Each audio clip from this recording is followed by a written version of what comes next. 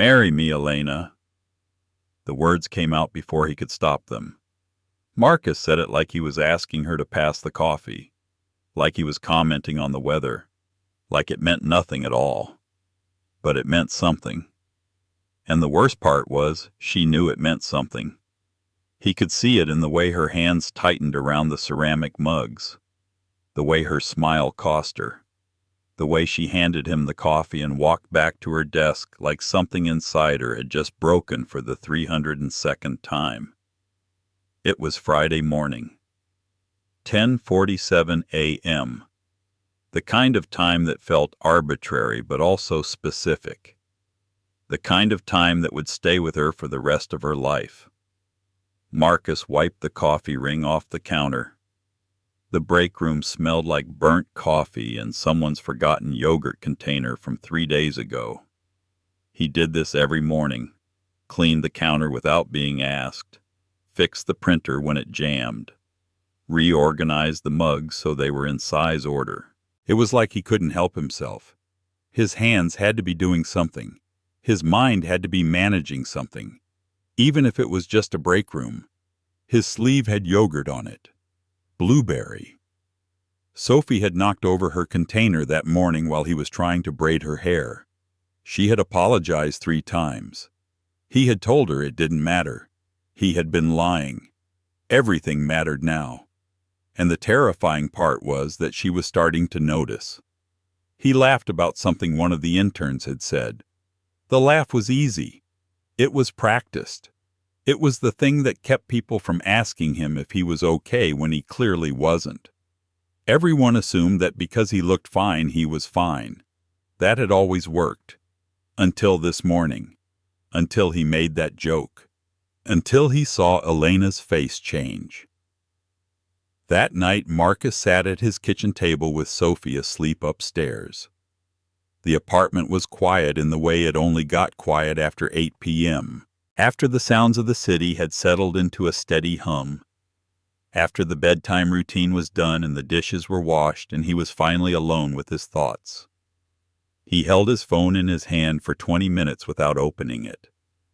He stared at it like it might have answers, like it might tell him how to fix this, how to be enough, how to keep everything from falling apart.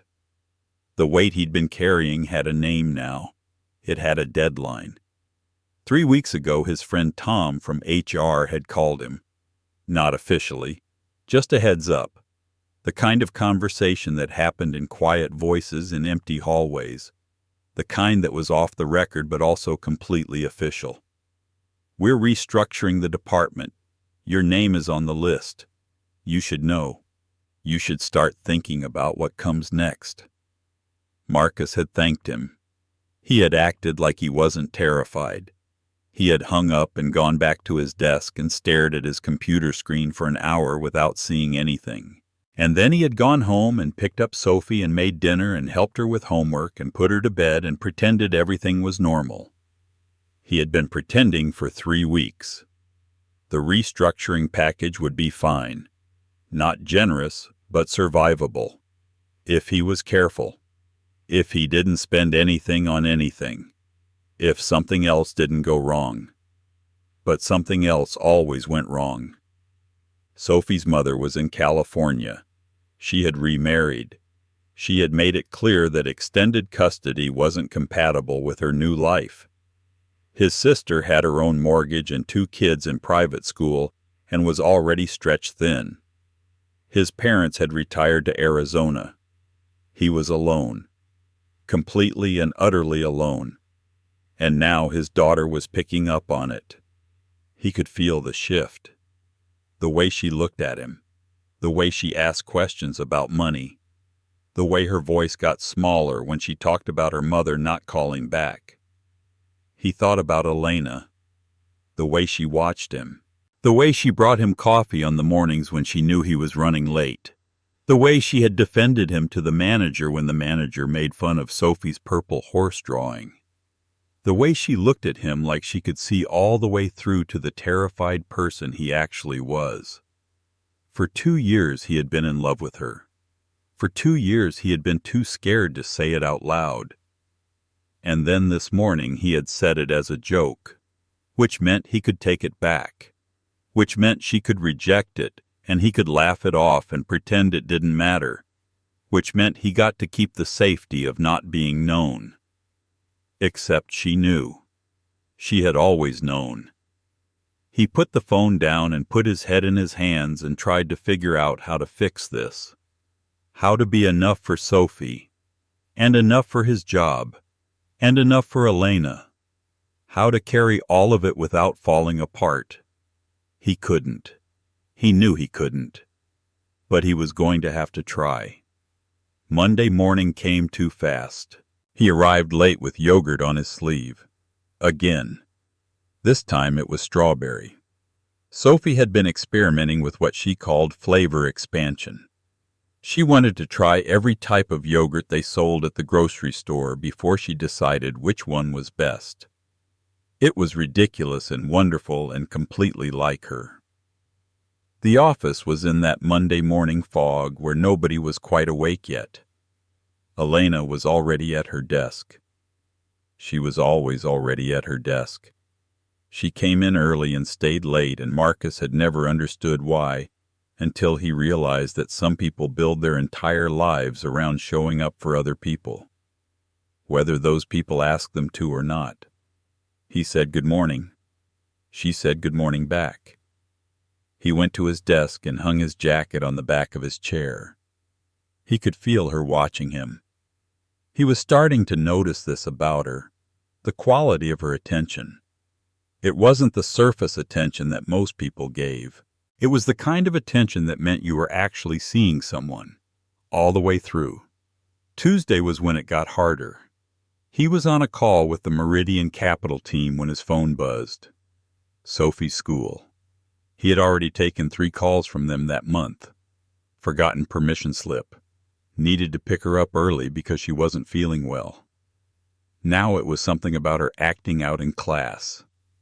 Acting out. As if his 7-year-old daughter was just deciding to be a problem. He took the call in the bathroom. He sat on the closed toilet in a stall and listened to her teacher explain that Sophie had been quiet and withdrawn, that she seemed worried about something.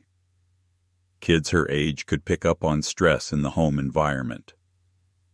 Had anything changed recently? Was everything okay at home? Marcus had said yes. Everything was fine. He would talk to her. Everything was not fine. Everything was the opposite of fine. He was about to be unemployed. He had savings for maybe 4 months if he was careful. Sophie's mother had no interest in helping. His sister couldn't help. He was on his own. And now his daughter was picking up on the fact that he was scared. When he came out of the bathroom, Elena was standing by the coffee maker. She had a cup in each hand, which was their version of a peace offering. They didn't hug. They weren't that kind of friends. But they had learned that sometimes coffee was its own form of language.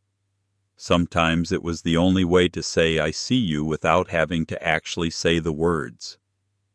He drank the coffee and didn't tell her anything. Wednesday night he called his sister. She asked how he was. He said fine. She asked how Sophie was. He said good. She asked if he was sure because he sounded weird. He said he was sure. Then she asked if he needed money. Something in his chest cracked a little at that. His sister, who had her own mortgage and 2 kids in private school, asking if he needed money. He said no. But they both knew he was lying. By Thursday morning the office knew. Not officially. But the rumors had started. Something about cost cutting. Something about efficiency. By Friday, HR had sent out a memo about voluntary severance packages. Voluntary. As if anyone would volunteer for their own unemployed future if they weren't desperate enough. Marcus sat at his desk and tried not to look at the purple horse. Tried not to think about Sophie. Tried not to think about Elena, who he had been avoiding since Monday, because avoiding her was easier than facing the fact that he was about to disappoint everyone. The office cleared out around 5 p.m. on Friday. People had plans, happy hours and dates and things to do with their lives that didn't involve sitting at a desk and waiting for bad news. By 6:15, Marcus was alone except for Elena. She was still there, still at her desk, pretending to finish work that she didn't need to finish. He should have left. He should have packed up his things and driven to pick up Sophie and taken her for ice cream and let her pick anything she wanted without thinking about the cost. Instead, he walked over to her desk. She was still in the same position she had been in that morning.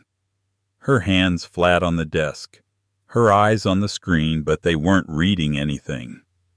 He sat on the edge of her desk the way he had done 100 times before. "Are you okay?" he asked.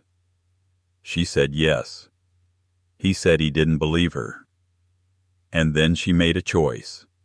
He watched her make it. She decided to be honest when being honest was going to cost her something. "You always joke like that," she said. "Marry me like it means nothing. Like you say it to everyone. Like it's just something you say to the girl who brings you coffee." He felt something inside him go very still. His hands were on his knees and he watched them tighten into fists. "I don't always say it," he said quietly. He couldn't look at her. "I've only ever said it to you." And then he told her everything. The restructuring, the timeline, the fact that his name was already on the list, the severance package that was survivable but only barely, the knowledge that he was about to fail his daughter, the terror that kept him up at night, the shame that made him look away in the mornings. She listened, not with sympathy that would have made him feel worse, but with the kind of listening that meant she was trying to understand, trying to solve something, trying to see through to what he actually needed. "Why didn't you tell me?" she asked. "Because I'm terrified. And because I'm in love with you and I didn't want to drag you into this. And because I didn't want you to stay with me just because you felt sorry for me." Elena stood up without deciding to. She walked over to him. "I love that horse," she said. He looked at her like she was speaking a language he didn't understand. "The purple one. The one Sophie made. I love that your daughter made it. I love that you hung it up like it belongs in a gallery. I love that you defended it when our manager made jokes. I love what that says about you. I love that Sophie feels like she can make something imperfect and still have you be proud of her. I love what that teaches her about being loved. And I'm terrified that I've built this version of you in my head that doesn't actually exist. But I also don't care. Because the real version, the one I'm looking at right now, is better.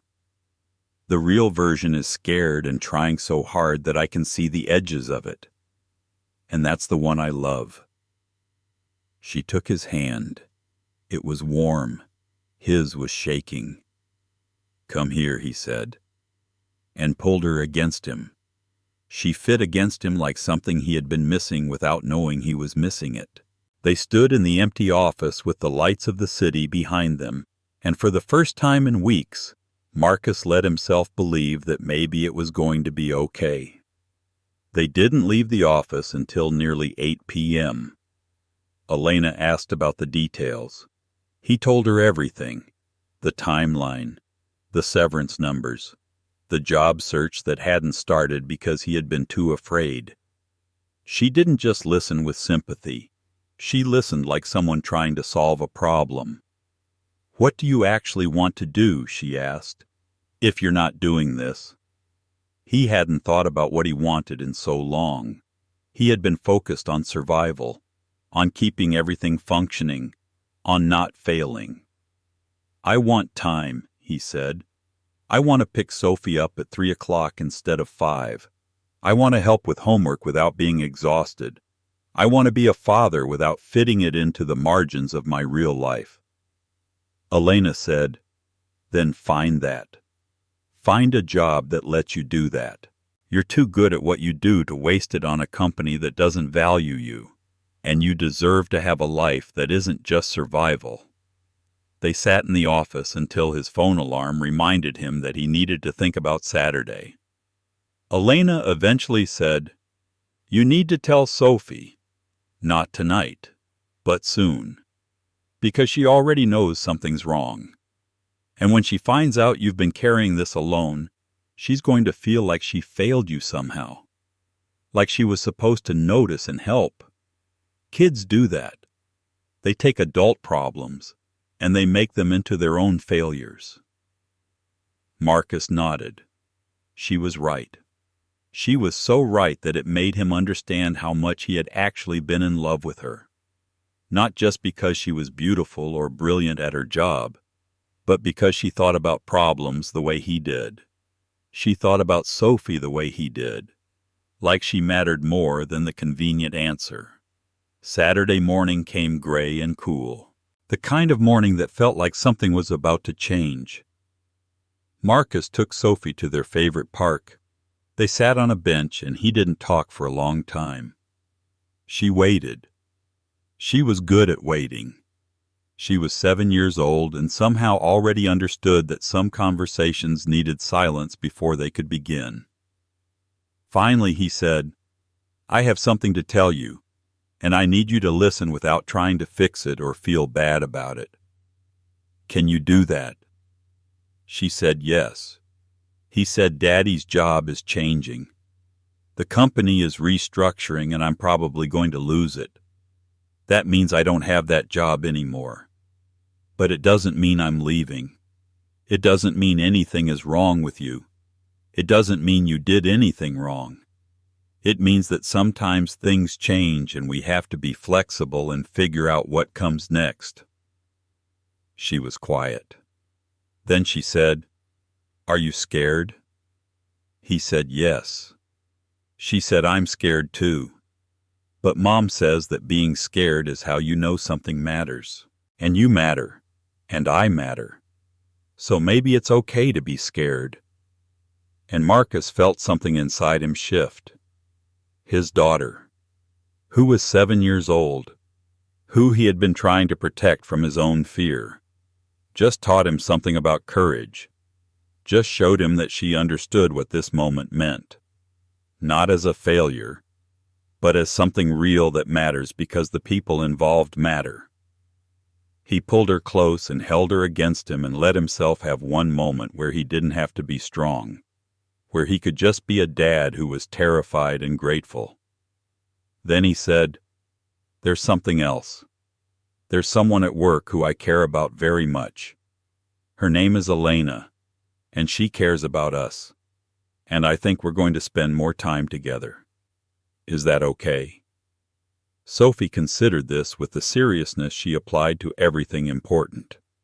Then she asked, "Is she nice?" He said, "Yes. She's very nice. And she thinks you're extraordinary." Sophie considered this some more. Then she said, "Okay then, but I want to know when we're going to see her again. I don't like surprises about people." And Marcus understood again that his daughter was wiser than he was, that she knew what she needed and wasn't afraid to ask for it. The restructuring package came through on Monday. Marcus met with HR. The numbers were what he expected. Not generous, but survivable if he was careful. There was a 2-week period before the separation was official. He didn't take the severance and try to stay in corporate. He did something different. Elena helped him with the job search. She sat next to him and they went through listings together.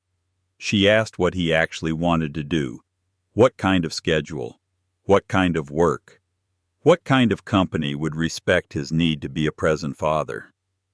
They found something.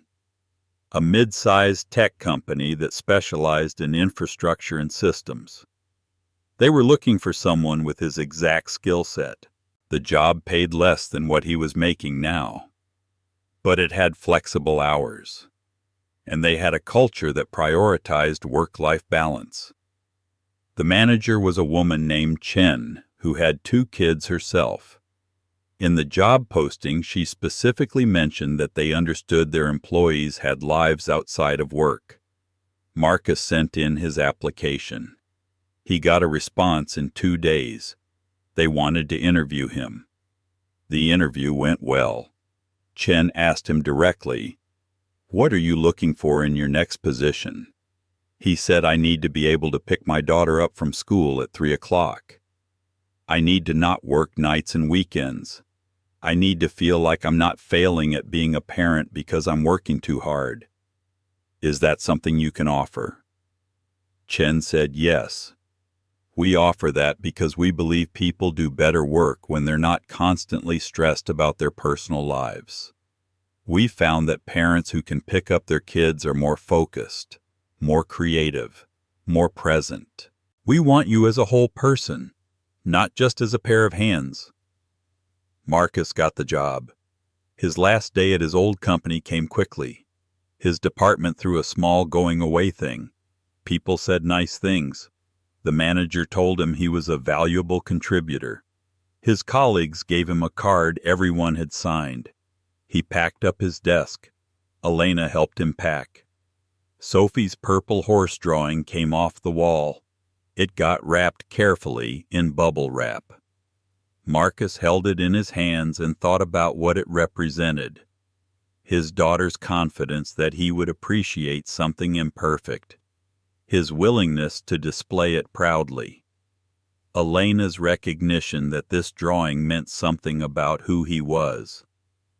On his last day, Marcus asked Elena if she wanted to get dinner.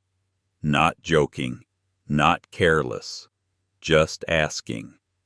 She said yes, and everything started to be different. 3 weeks into the new job, Marcus took Sophie to get new shoes.